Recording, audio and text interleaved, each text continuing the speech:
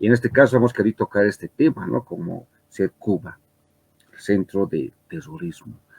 ¿Por qué se puso ese título, doctor Sánchez? A ver, para entrar ya en materia, porque muchos tienen una opinión diferente de Cuba, lo ven como un país, bueno, subdesarrollado, pero gracias al bloqueo norteamericano, pero que sí tienen una buena educación, una buena salud.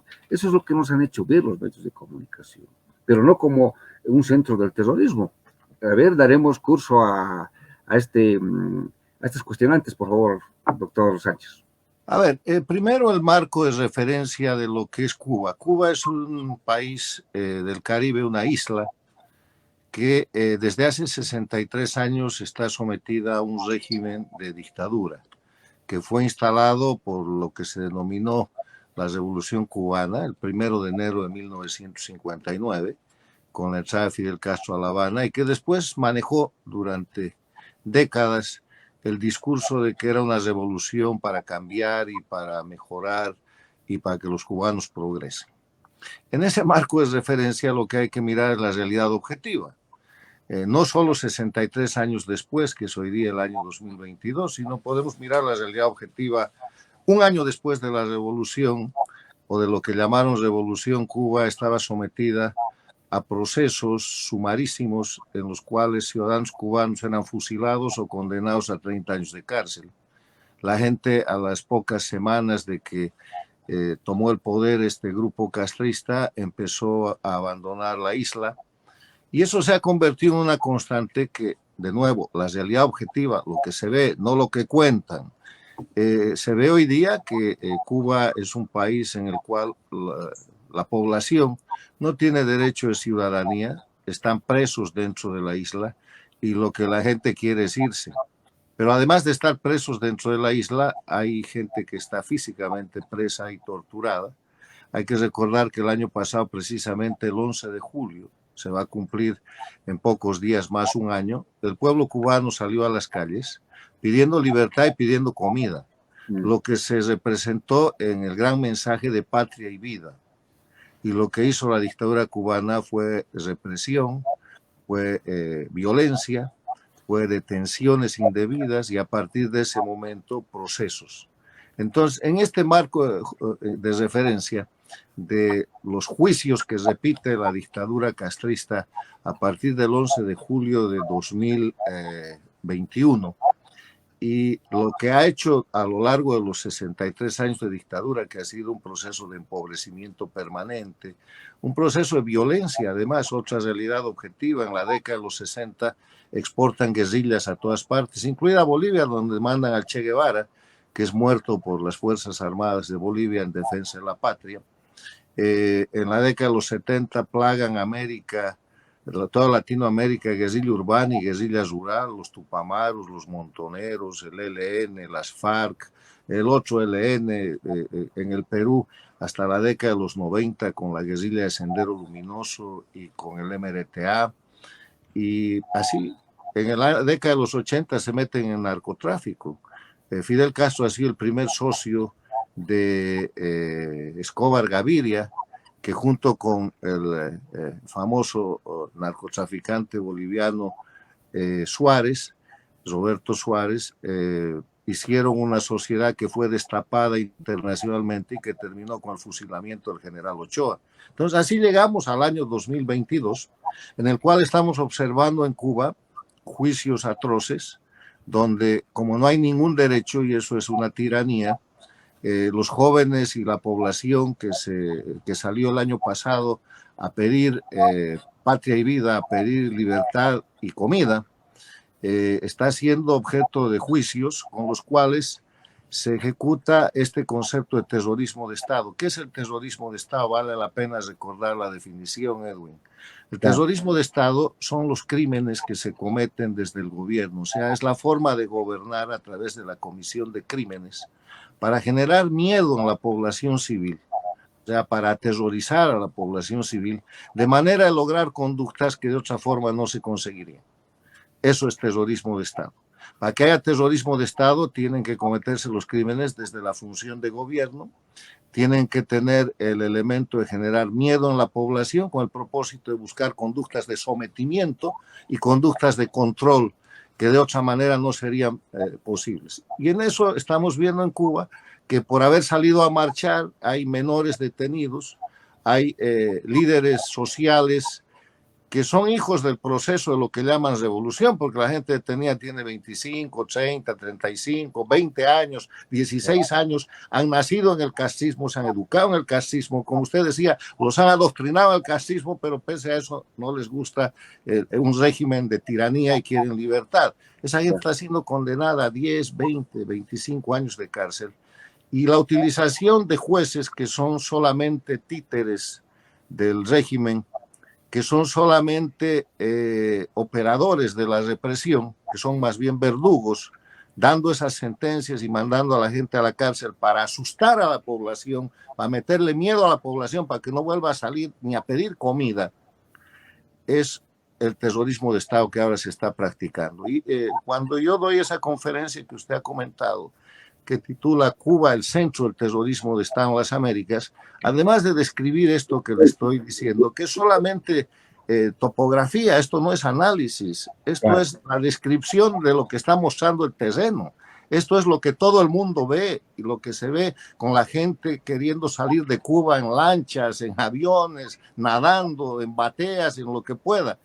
Esta situación del terrorismo de Estado practicado por Cuba durante 63 años se ha expandido a las Américas y se practica en la dictadura de Venezuela, se practica en Bolivia y se practica en Nicaragua. Porque ese terrorismo de Estado, utilizando jueces, acusando a inocentes de delitos que nunca han cometido, falsificando delitos, o sea, haciendo aparecer delitos que no existen, utilizando jueces y fiscales que ya saben lo que están buscando y deteniendo a la gente para amedrentar al resto de los ciudadanos.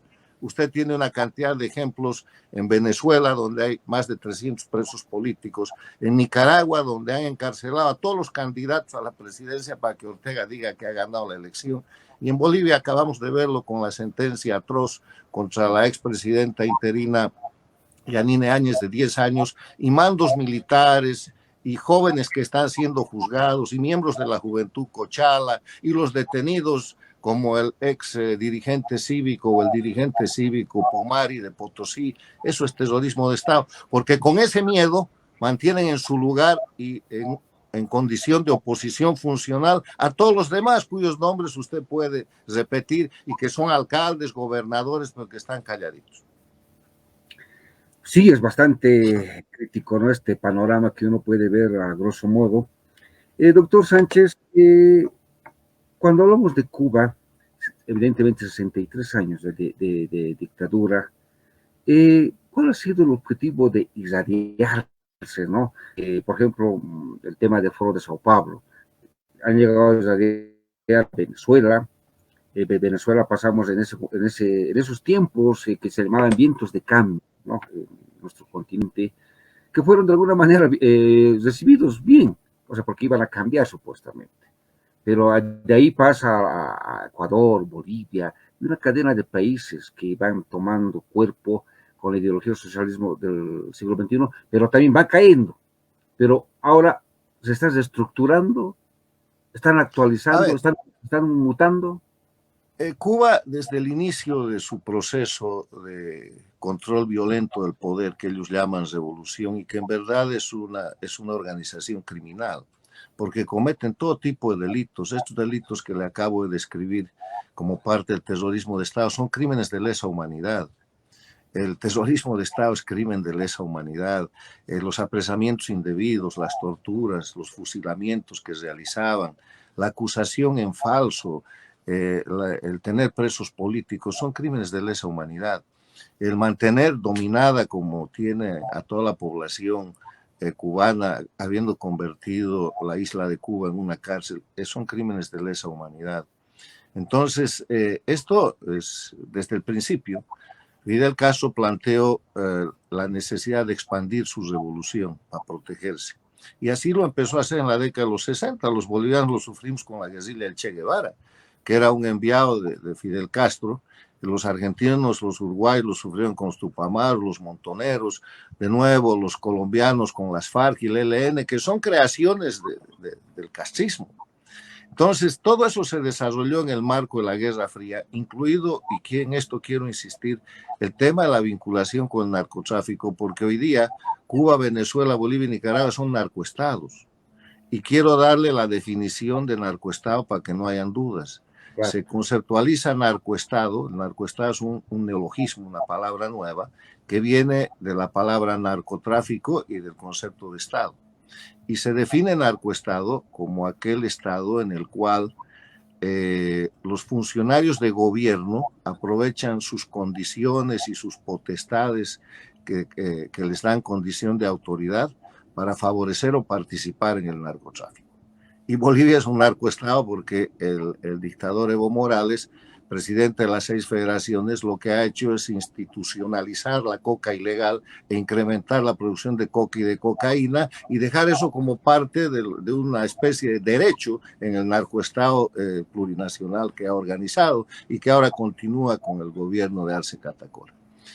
Cuba es un narcoestado porque es el estado que dirige todo aquello, y hace un par de años se ha interceptado en Panamá un barco con más de 6 toneladas de cocaína que salió del puerto del Mariel de Cuba y que iba rumbo a Turquía, paró en Panamá, lo inspeccionaron y tenía cocaína. En Cuba no hay una hoja de coca, pero tienen un estanco y un depósito de cocaína que les permite hacer esas exportaciones. Venezuela es la plataforma, el eje, el hub principal, y Nicaragua participa también. O sea, son dictaduras narcoestados. Y estábamos en el punto en el que desde el principio han tratado de expandir esto que llaman proceso castrista, y en el siglo pasado lo hicieron en el marco de la Guerra Fría, en la confrontación entre el comunismo de la Unión Soviética y el capitalismo de Estados Unidos, que se acabó cuando cayó el muro de Berlín y implosionó y se destruyó la Unión Soviética. Y el capitalismo derrotó al comunismo. Entonces vino la fundación que también hace Castro en Sao Paulo, porque era el único lugar donde podía tener financiamiento de parte del Partido de los Trabajadores dirigido por Lula en ese momento, y fundan el Foro de Sao Paulo. Y el Foro de Sao Paulo en el año 1991 se constituye en el mecanismo de sobrevivencia del castrismo en Latinoamérica, porque ya no tenía los recursos de la Unión Soviética para seguir exportando violencia, para seguir inclusive traficando. Y el Foro de Sao Paulo plantea la multiplicación de los ejes de confrontación, que es lo que practican hoy día, que en vez de confrontar el capitalismo con el comunismo, porque ahí habían sido derrotados, había que buscar confrontaciones menores que ataquen a la democracia y que destrocen el capitalismo, y ahí empiezan a recrear el indigenismo, vuelven al regionalismo, el sexismo, el tema de lo que es la confrontación incluso de edades, y ahí vemos todos esos discursos que se mantienen latentes hasta el año 1999, no pasa nada. El Foro de Sao Paulo era una etiqueta hasta el año 1999, pero el año 99 llega a la presidencia Hugo Chávez y les da dinero. Y con ese dinero se cambia lo que es la historia del siglo XXI, porque empieza el siglo XXI con el derrocamiento del presidente argentino de la Rúa, después derrocan al presidente ecuatoriano Yamil Mahuad, después derrocan al presidente boliviano Sánchez Lozada, después derrocan al presidente ecuatoriano Gutiérrez y después derrocan al secretario general de la Organización de Estados Americanos, el expresidente de Costa Rica, Miguel Ángel Rodríguez, y se expanden con el dinero de Venezuela, con un gran momento de los precios del petróleo, y prácticamente llegan a su mejor momento el año 2015. Empezaron diciendo que este era un movimiento bolivariano, que era el proyecto ALBA, después se llamaron socialismo del siglo XXI, y en el camino a Cuba le pasa una cosa que podría ser calificada como de suerte si no tuviéramos todos sus antecedentes criminales. Se muere Chávez, entonces, que era el jefe de esta organización porque él era el que ponía la plata. Y al morir Chávez, inmediatamente Castro toma el liderazgo efectivo, porque antes de que se muera Chávez, Castro era el lugarteniente de Chávez. Chávez era el jefe, del que viajaba por todas partes, iba a Bolivia, entregaba cheques, maletas de plata, financiaba campañas en la Argentina, en el Brasil, controlaba el Ecuador con Correa. O sea, estaba en control de toda la región, puso a Insulza en la OEA, pero de pronto se enferma y se muere. Y cuando se muere Chávez, el segundón, que era Castro, que había puesto en esto toda la tecnología, todo el mecanismo, la metodología para convertir las democracias en dictaduras, pasa a tener el liderazgo. Y Cuba se vuelve el líder de América Latina y su mejor momento, como yo decía, llega el 2015 en la Cumbre de las Américas de Panamá, donde Raúl Castro va a la cumbre y se entrevista con el presidente de los Estados Unidos, el presidente Obama, y después de eso se abren las relaciones diplomáticas entre Cuba y Estados Unidos, pero a partir de eso empieza un proceso de decadencia, pierden los gobiernos en la Argentina, en el Brasil, empiezan a tener problemas económicos muy serios, viene la corrupción del Lavallato que sigue pendiente, por ejemplo, en Bolivia. Tenemos situaciones en las cuales el Ecuador se recupera, se empiezan a recuperar principios de la democracia. En Bolivia Evo Morales hace fraude el 2019 y renuncia y se va, pero manejan ellos mismos lo que tenía que ser la transición y reinstalan su dictadura bajo aquella famosa frase que yo dije en el primer momento: salió el dictador, no la dictadura, y va a volver el dictador y va a seguir la dictadura, que es lo que lamentablemente pasa hoy día en Bolivia. Entonces, esta influencia internacional funciona así porque la mejor manera que tiene Cuba de defender su proceso criminal, que llaman revolución, que era castrista en el siglo XX y que ahora es castrochavista por el nombre de Castro y Chávez, que fue el socio capitalista que ha permitido todo esto, es porque para defender Cuba ellos expanden lo más que pueden su influencia. Y hoy día tienen 4 dictaduras: Cuba, Venezuela, Bolivia y Nicaragua, en ese orden, que es el orden de aparición. Han perdido Ecuador, controlan 2 gobiernos paradictatoriales, que son Argentina con Fernández Kirchner y México con López Obrador. ¿Qué quiere decir un gobierno paradictatorial? Quiere decir que el gobierno está entregado por entero a la dictadura de Cuba y del castrochavismo, pero que el país es democracia. O sea, México y Argentina tienen instituciones democráticas muy fuertes.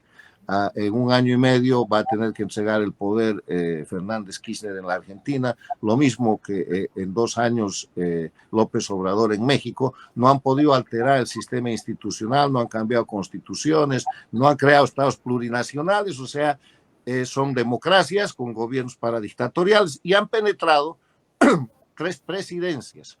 La presidencia del Perú, donde está prácticamente aislado y a la defensiva un presidente como Pedro Castillo, que llegó diciendo que es castrochavista, con lazos directos con La Habana, al punto que el que era el embajador que instaló la dictadura en Bolivia, el famoso Gallo Zamora, Rafael Zamora, que funcionó en Bolivia para sujetar a Evo Morales y para institucionalizar la dictadura, ahora es el embajador de Cuba en el Perú. El segundo es Chile, con Boric, que tienen el gran desafío el próximo 4 de septiembre del referéndum de salida sobre un proceso constituyente, en el cual han planteado una constitución como la del Estado plurinacional. Hacen desaparecer la República de Chile, ponen 11 nacionalidades, en Bolivia han puesto 36, hacen desaparecer Carabineros de Chile y crean un Estado plurinacional, entre otras barbaridades. Y el otro que acaba de poner un presidente confesamente castrochavista, que todavía no ha tomado posesión, se posesiona el 7 de agosto, es Colombia. Entonces, ese es el escenario, mientras las democracias se defienden como pueden de un acto de agresión. Y para volver al título, Cuba es el centro del terrorismo de Estado en la región, porque su metodología criminal, y yo pongo el ejemplo de estos juzgamientos, y usted en Bolivia puede ver la copia de eso, se ha exportado a las dictaduras que controla, que son Venezuela, Nicaragua y Bolivia, porque ese tipo de procesos, como los que se están manejando contra los jóvenes de la Juventud Cochala, la sentencia de Yanine Áñez, los procesos y la detención del dirigente Pumari y de otros, para asustar a lo que debería ser una oposición democrática, es el método cubano aplicado en Bolivia. Doctor Sánchez, cuando hablamos del terrorismo de Estado que practica Cuba, algo que ellos han anulado, pero utilizan el sistema judicial. Y esto es una característica que se está notando, ¿no? ¿O cómo lo ve usted el sistema judicial? Vemos que hoy el sistema judicial utiliza, o la Constitución, y también las normas, ¿no? La Constitución política las utilizan, pero cuando les conviene. A ver, ¿cuál es la diferencia entre una democracia y una dictadura? En una democracia hay una constitución política del Estado que establece garantías efectivas para la libertad, para los derechos humanos y derechos. Eso es una constitución. Y a partir de esa constitución en democracia se hacen leyes que garantizan los derechos humanos y que defienden la libertad del ser humano. En la dictadura lo que hacen es un estatuto que llaman constitución, pongamos de ejemplo la constitución del Estado plurinacional, donde en vez de proteger al individuo y proteger los derechos humanos, desde el texto constitucional ya los violan. Y le voy a dar 3 ejemplos, hay más, respecto a lo que llaman constitución del Estado plurinacional de Bolivia. Han hecho desaparecer el voto universal, porque el voto universal está fundado en la igualdad de los ciudadanos. Cada individuo un voto, cada ciudadano un voto. En Bolivia ya no es así porque hay votos que valen más, los del área rural, donde están los focos de concentración de la coca y la cocaína, las federaciones de cocaleros y las zonas que controla Evo Morales, que pueden elegir diputados con una cantidad de votos mucho menor que la que se elige en las ciudades. La relación puede ser hasta de 10-1, dependiendo. Y porque además han hecho desaparecer la igualdad, porque hay gente que puede llegar por cuestiones indigenistas y originarias directamente al Congreso sin que nadie vote por ellos. Igualito que la Constitución de Cuba, donde gente del partido único, que es el Partido Comunista, tiene iguales derechos que la de la Constitución Plurinacional de Bolivia. Otro ejemplo es que ha hecho desaparecer la retroactividad de la ley. Una garantía de toda Constitución es que la ley solo rige para lo venidero, salvo en materia social cuando favorece al trabajador o en materia penal cuando favorece al reo, al acusado.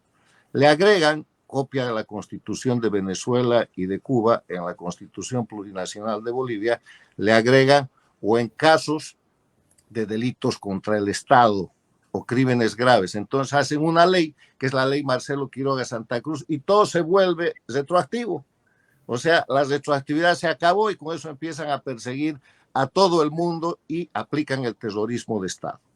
Y otra de las normas del constitucionalismo dictatorial, que así se llama, que no es constitucionalismo, pero como lo han puesto en constituciones, que usted puede ver en los textos de Cuba, de Venezuela, de Bolivia y de ahora el texto que están llevando al plebiscito de salida en Chile, es la destrucción institucional.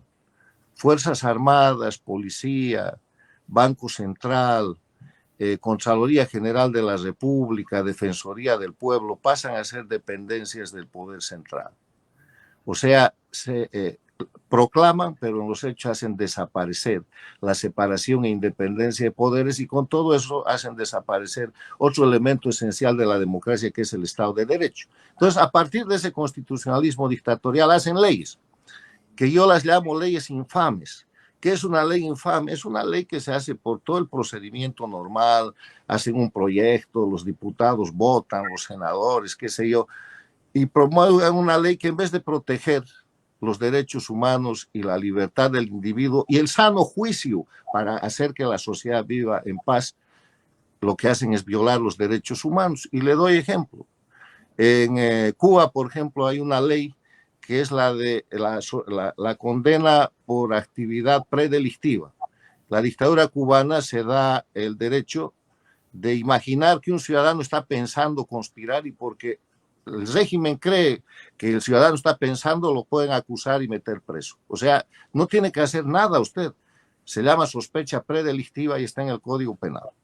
Y a partir de eso, que todavía no ha llegado a Bolivia, Bolivia tiene una cantidad de leyes de esa naturaleza, que establecen, por ejemplo, beneficios para proteger a los criminales, amnistías para Evo Morales y su grupo en el tema de lo que es, por ejemplo, el golpe de Estado del 2003, más amnistías y más sanciones que desaparecen para la gente que está vinculada al gobierno, para habilitarlos como candidatos y para hacerlos parte del sistema. O sea, desigualdad de nuevo, porque debería ser, la ley tiene que ser para todos. Si hay criminales que cometen delitos y les dan amnistía, porque la amnistía es perdón del delito. Para recibir amnistía primero tienes que aceptar que has cometido delitos, si no, no sirve la amnistía. Entonces, porque la amnistía no perdona a inocentes, perdona a delincuentes. Entonces, separan, no hay igualdad jurídica.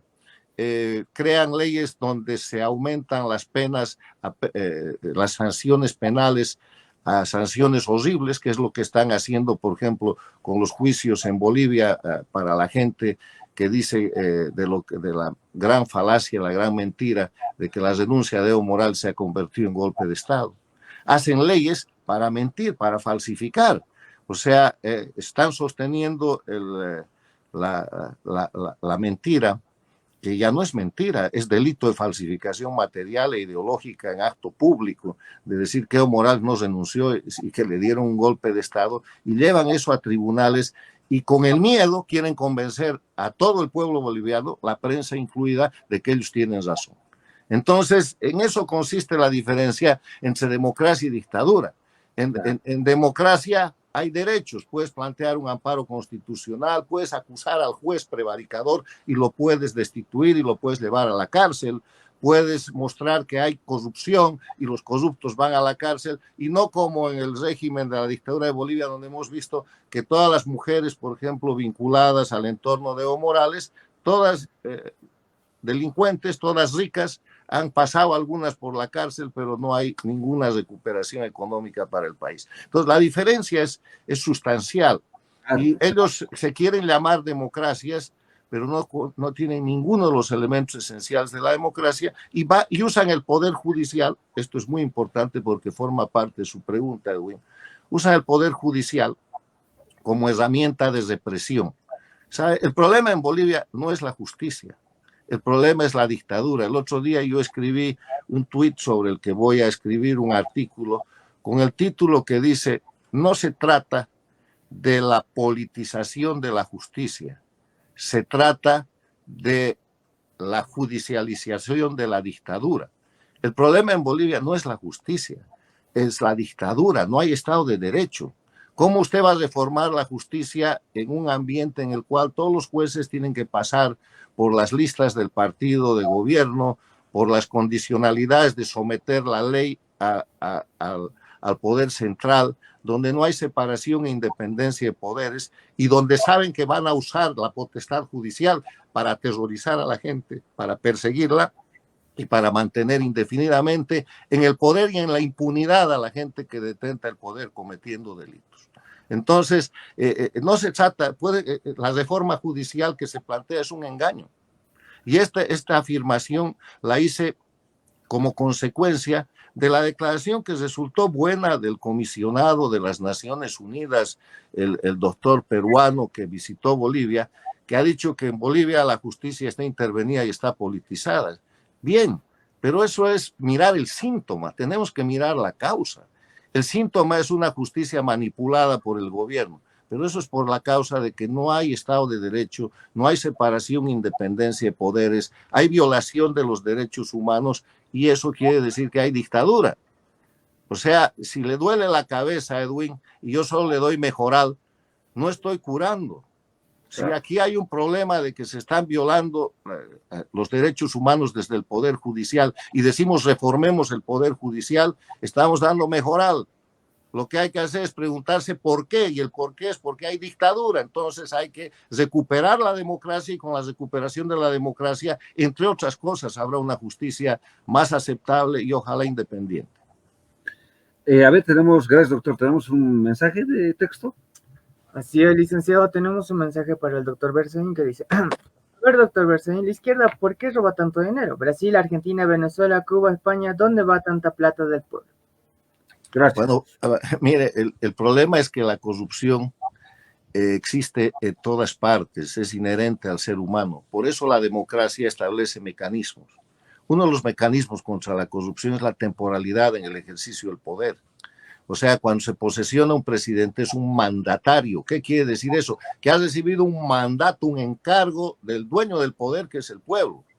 Tiene que ejercer el poder por un tiempo determinado, 4, 5, 6 años, y cuando termina tiene que rendir cuentas. Esa es la primera señal de lucha contra la corrupción.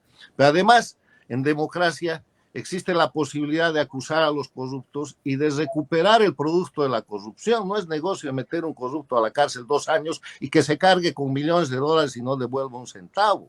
O sea, hay que sancionar el acto criminal y hay que recuperar el daño que ha producido, cosa que nunca sucede. ¿Y por qué pasa eso en dictadura?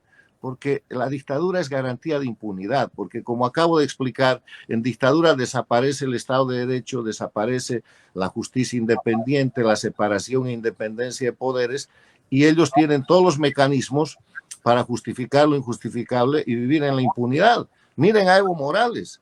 Evo Morales está acusado desde actos de delitos contra menores de edad, delitos de carácter sexual, hasta narcotráfico. Y ahí está. Y el día que seguramente aparezca una acusación en serio, le firmarán una amnistía, otra de las muchas amnistías que tiene, con las que él ha llegado, inclusive con las que ha llegado a controlar el poder y a hacer el Estado plurinacional dictatorial y narcoestado que lamentablemente hoy es nuestra querida Bolivia. Doctor Sánchez, ya para cerrar este espacio, que la verdad, como siempre, no nos falta el tiempo, a manera de reflexión, ¿qué puedes decir a nuestros compatriotas, ¿no? Que, bueno, a veces son muy pocos los espacios donde se puede aprender, reflexionar ante todo y ver lo que está pasando en nuestro país y en el resto del mundo, ¿no? A manera de reflexión, ¿qué puede decirnos a nuestros conciudadanos, como también al gobierno, porque sí o sí nos están escuchando? Mire, yo lo único que le pido a los bolivianos, porque todos somos bolivianos, la gente que detenta la dictadura y los que están oprimidos, perseguidos, presos, todos somos bolivianos. Hay que mirar la realidad objetiva. ¿Y qué quiere decir mirar la realidad objetiva? Mirar las cosas como son, como están pasando. Y si están en el gobierno, forman parte del régimen dictatorial, pensar que eso mismo que está sufriendo otra gente les puede pasar a ellos, porque estos sistemas se comen a su propia gente. Cuando hay garantía, cuando hay derechos para todos. En cambio, cuando hay dictadura, lo que hay es atropello y ese atropello puede, en general, siempre será la vuelta contra los mismos operadores del sistema. Bolivia hoy día tiene dos características. Es dictadura, no es una dictadura nacional, es una dictadura que depende de este proceso transnacional que se llama socialismo del siglo XXI, castrochavismo. O sea, ni siquiera lo que se ha hecho en Bolivia es una creación de los bolivianos, porque la constitución del Estado plurinacional es una creación del Foro de Sao Paulo y de los abogados pagados por Chávez y Castro que han venido de la Universidad de Valencia, España, para redactar ese texto constitucional con la complicidad de quienes debieron defender la República y que eran la oposición del año 2008 y tenían la mayoría en el Senado. Bolivia es una dictadura y lo segundo es un narcoestado.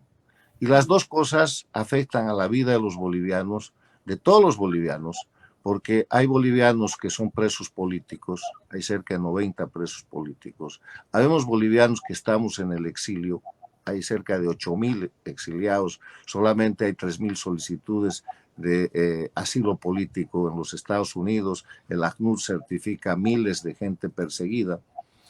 Y hay gente perseguida dentro de Bolivia y limitada en su libertad porque no puede decir lo que piensa, porque sabe que le puede pasar lo que le está pasando a Yanine Áñez o lo que le está pasando al general X o lo que le está pasando a la Juventud Cochala o lo que le está pasando a Pumari o que le está pasando a cualquiera de los 89 presos, la gente que ha tenido que salir para salvar su vida y para proteger su libertad. O sea, Bolivia está en una situación crítica que además está agravadísima por la situación económica. El narcoestado ya no sirve para sostener la economía del país. El país no tiene para pagar ni siquiera la subvención y los precios de los hidrocarburos porque han liquidado la industria gasífera. Cuando dieron el golpe de Estado del 2003, Bolivia era la primera potencia gasífera de la región del Cono Sur. Hoy día no tenemos combustible ni siquiera para cumplir los contratos de gas con Argentina y con Brasil. Entonces hay una crisis económica que ya está explotando y que va a llevar a Bolivia a un proceso hiperinflacionario y de mucha más pobreza y de mucho más sacrificio. Hay que parar eso. Y la manera de parar eso es recuperar la democracia. Hay resistencia civil en Bolivia, pero no hay liderazgo político por el terrorismo de Estado. Nadie quiere liderar nada porque mañana lo meten preso y acompaña a cualquiera de los generales o líderes cívicos en las cárceles donde ellos están. Entonces, la reflexión es decir, todos somos bolivianos, Bolivia está en una crisis gravísima que se va a agravar peor todavía. Bolivia es un país intervenido y Bolivia, además de estar intervenido por el castrochavismo, está intervenido por el narcotráfico transnacional con una cantidad de bandas que aterroriza solamente pensar aquello. Hay que pensar en el país, hay que recuperar las repúblicas, recuperar la democracia, recuperar la igualdad entre los bolivianos y yo creo que el momento se ha de presentar porque el consejo mío es no me crean, miren la realidad objetiva, miren la vida de todos los días, miren los periódicos cuando hay noticias que no están controladas, pero miren la realidad de la gente, miren lo que está pasando con el vecino, con la gente que ustedes conocen y si coinciden concluyendo de que Bolivia es una dictadura y es un narcoestado, entonces será el momento de pensar que algo hay que hacer por recuperar la unidad nacional, la república y la democracia. Doctor Carlos Sánchez Berzaín, muchas gracias por su tiempo. Sabemos que usted tiene una agenda apretada, pero gracias por ese... Es un placer y felicidades, Edwin, por la valentía que ustedes tienen de abrir un canal a la libertad de expresión, que es todo lo que debería haber, que es también una de las cosas que se ha perdido hace rato de gran manera en el país, no absolutamente, gracias a Dios, porque hay gente y programas como usted y hay otros, pero esa es otra de las cosas que el régimen ha controlado. Se han comprado medios de comunicación grandes, controlan la publicidad, entonces la libertad de prensa y la libertad de expresión está herida de muerte o casi no existe, lo que prueba como otro elemento la dictadura que existe en el país. Exactamente, doctor. Bueno, muchas gracias. Será hasta otro.